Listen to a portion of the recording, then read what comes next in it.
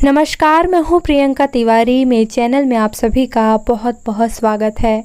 आज के इस वीडियो में मैं आपको बताने वाली हूँ कि नवरात्रि में कलश स्थापना करने के बाद अगले दिन से माता की पूजा कैसे करनी चाहिए या फिर रात्रि में पूजा कैसे की जाती है, रात्रि की पूजा के क्या नियम होते हैं।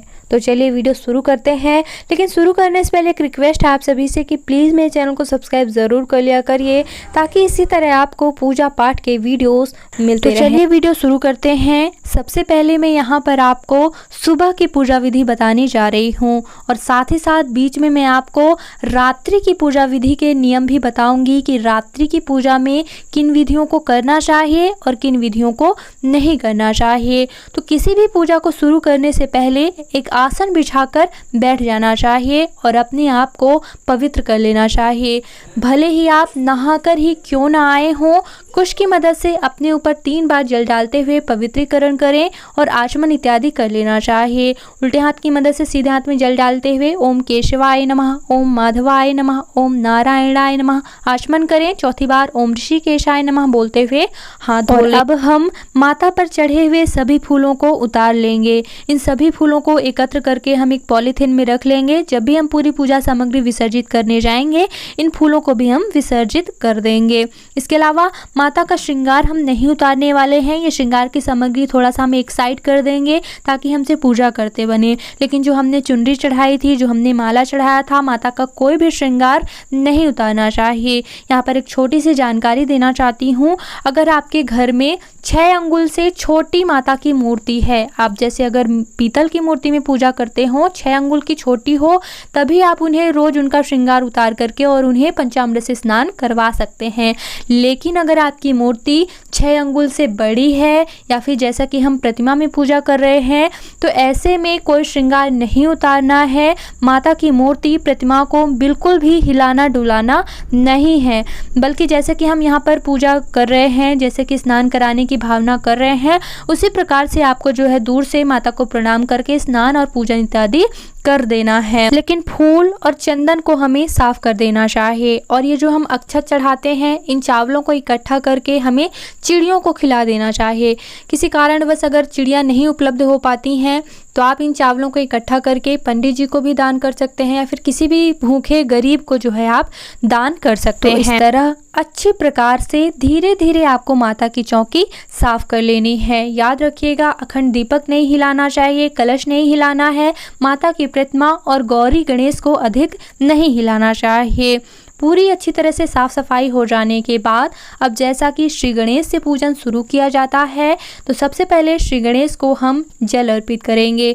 आप एक पान का पत्ता रख सकते हैं और उसमें भी जल से स्नान कराने की भावना कर सकते हैं, या फिर कुश की मदद से इसी प्रकार से जो है जल का छींटा देकर स्नान करा सकते हैं।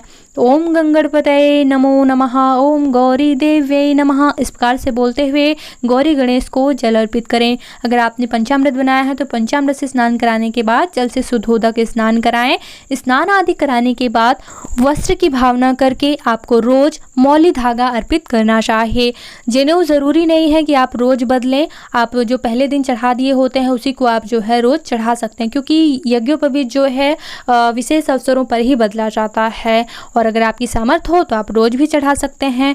वस्त्र आदि अर्पित करने के बाद हल्दी चंदन लगाना चाहिए। भगवान श्री गणेश को सिंदूर पसंद होता है, माता गौरी को भी सिंदूर लगाएं और इस प्रकार से दीप देवता का भी पूजन करना चाहिए। अगर आप किसी केस में दीपक रखे होते हैं तो ऊपर से ही आप जल आदि अर्पित कर दें, और अगर खुला हुआ दीपक रखा हुआ है तो याद रखें कि तेल में पानी नहीं पड़े, एकदम दूर से जो है जल अर्पित करने की भावना करके जो है, और इसके बाद वस्त्र रूप कच्चा सूत अर्पित कर दें, हल्दी चंदन लगा दें और इसके बाद कलश का पूजन करना है। कलश में भी जल अर्पित करें, वस्त्र की भावना से मौली धागा अर्पित करें, हल्दी चंदन कुमकुम इत्यादि लगाएं और सभी देवी देवताओं को पुष्प अर्पित करें। रोज अगर दूर्वा मिल जाए तो श्री गणेश को दूर्वा चढ़ा दें, और माता गौरी के लिए एक लाल फूल अगर व्यवस्था हो जाए तो सभी देवी देवताओं को जो है पुष्प अर्पित करना चाहिए। और इसके बाद जो है अब हम माता दुर्गा का पूजन करेंगे। तो अगर हम प्रतिमा में स्नान नहीं करा सकते तो हम एक यहाँ पर पान का पत्ता रख रहे हैं। पान के पत्ते पर जो है हम माता के चरणों के पूजन की जो है भावना करेंगे। तो पान के पत्ते के ऊपर ही जो है हम कुश की मदद से जल अर्पित करेंगे, स्नान कराने की भावना करेंगे। और उसके बाद पंचामृत अगर आप बनाए होते हैं तो रोज़ पंचामृत से भी स्नान करा सकते हैं। पुनः शुद्धोदक स्नान जल से अवश्य कराना चाहिए। स्नान आदि कराने के बाद वस्त्र की भावना से मौली धागा रोज़ ज़रूर अर्पित करना चाहिए। इस प्रकार से वस्त्र आदि अर्पित करने के बाद जो है हल्दी, चंदन, सिंदूर इत्यादि लगा दें माता को। और इसके बाद जो है पुष्प आदि अर्पित कर दें। माता को लाल पुष्प बहुत पसंद होते हैं तो ज़रूर व्यवस्था करें, कम से कम एक फूल तो ज़रूर ही मिल जाए। तो इस तरह से पुष्प आदि अर्पित करने के बाद सभी देवी देवताओं को अक्षत अर्पित करें और धूप दीप करना चाहिए। धूप बत्ती जलाएँ और अगरबत्ती का इस्तेमाल कृपया करके नहीं करें। धूप बत्ती जलाएँ और इसके बाद जो है भगवान को नैवेद्य अर्पित करें। तो फल, मिठाई, नैवेद्य जो भी आपकी सामर्थ्य हो आप उन्हें भोग अर्पित करें। और आप चाहें तो इन 9 दिनों में रोज़ अलग अलग भोग लगा सकते हैं। 9 देवियों को अलग अलग 9 प्रकार के भोग लगते हैं तो आप उस प्रकार से भी भोग लगा सकते हैं जैसी आपकी इच्छा हो। और उसके बाद जो है भोग में कुश की मदद से जल ज़रूर फेरा करिए। भोग लगाने के बाद जो है अब जो भी आपका पाठ करना हो, माला जाप करना हो, दुर्गा सप्तशती का पाठ करना हो तो आप पाठ करें। और उसके बाद जो है आरती की तैयारी करना चाहिए। और जैसा कि मैंने बताया कि कुछ लोग रोज़ हवन करते हैं, जैसे कि मेरे पिताजी रोज़ की पूजा में ही हवन करते हैं, बिना हवन की उनकी पूजा नहीं होती। तो अगर करते हैं तो आप अग्नि प्रज्वलित करके हवन कर सकते हैं। इसके बाद माता की आरती कीजिए। तो आरती करने के लिए जो है आरती थाल सजाएं। आरती थाल की भी विधिवत अक्षत, चंदन, पुष्प इत्यादि से पूजा करें। इसके बाद माता की आरती गाएं। पूजा से जब भी आप उठें तो जिस आसन पे आप बैठकर पूजा करते हैं उस आसन को थोड़ा सा पीछे खिसकाकर आसन के नीचे जल डालिए और उस आसन के नीचे का जल माथे पे अवश्य लगाइए। ऐसा करने से ही पूजा का पूरा फल मिलता है। इस विधि को ज़रूर किया करें। इसके बाद ही आसन छोड़ा करें। इससे संबंधित एक और वीडियो दिया हुआ है कि कैसा आसन लें, कैसे आसन के नीचे का जल लें, तो वो महत्वपूर्ण वीडियो आप देख लीजिएगा। ये तो हुई सुबह की पूजा विधि। अब मैं आपको रात्रि की पूजा विधि बता देती हूँ कि रात्रि की पूजा विधि में क्या चीज़ें नहीं करनी चाहिए। तो दिन में भगवान को स्नान करवाया जाता है और रात्रि की पूजा जब विशेष होती है, कोई विशेष अनुष्ठान होता है, तभी उन्हें स्नान करवाया जाता है। रोज़ रात्रि की पूजा में स्नान नहीं करवाया जाता है। तो आपको क्या करना है, रात्रि की पूजा में पंचोपचार से पूजा करनी है। पंचोपचार में क्या क्या आता है? गंध, पुष्प, धूप, दीप, नैवेद्य और आरती, ये 5 चीज़ें आती हैं। तो रात की पूजा के लिए सबसे पहले एक आसन बिछाकर बैठ जाएं और आचमन कर लें। आचमन इत्यादि करने के बाद सुबह के चढ़े हुए फूलों को उतार लें, चंदन आदि साफ कर लें। अक्षत इत्यादि फैले होते हैं तो थोड़ी बहुत साफ सफाई करने के बाद पूजा शुरू करें। सबसे पहले भगवान को हल्दी, कुमकुम, सिंदूर इत्यादि लगाएं और इसके बाद फूल चढ़ा सकते हैं।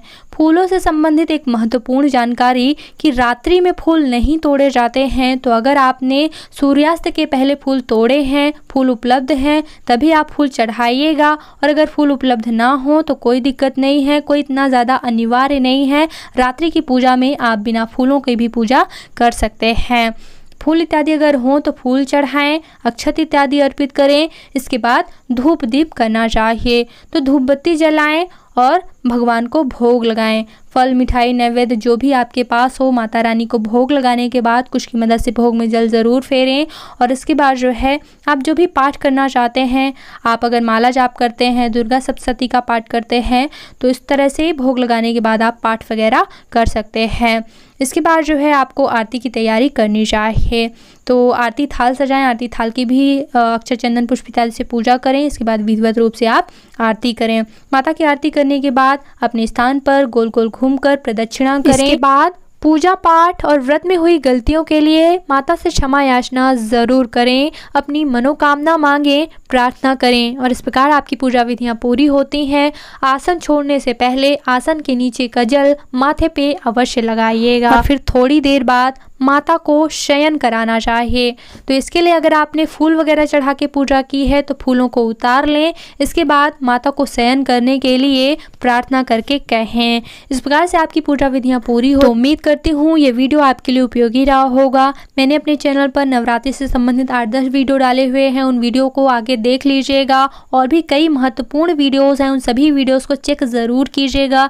चैनल को अभी तक सब्सक्राइब नहीं किया है तो प्लीज़ इसे सब्सक्राइब करें। आप मुझे कमेंट करके करके बता सकते हैं कि आपको किन विषयों पर जो है वीडियो चाहिए। कोशिश करूँगी इन विषयों पर जो है आपको वीडियो उपलब्ध करा सकूँ।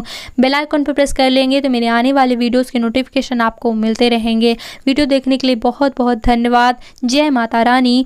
ओम नमः शिवाय।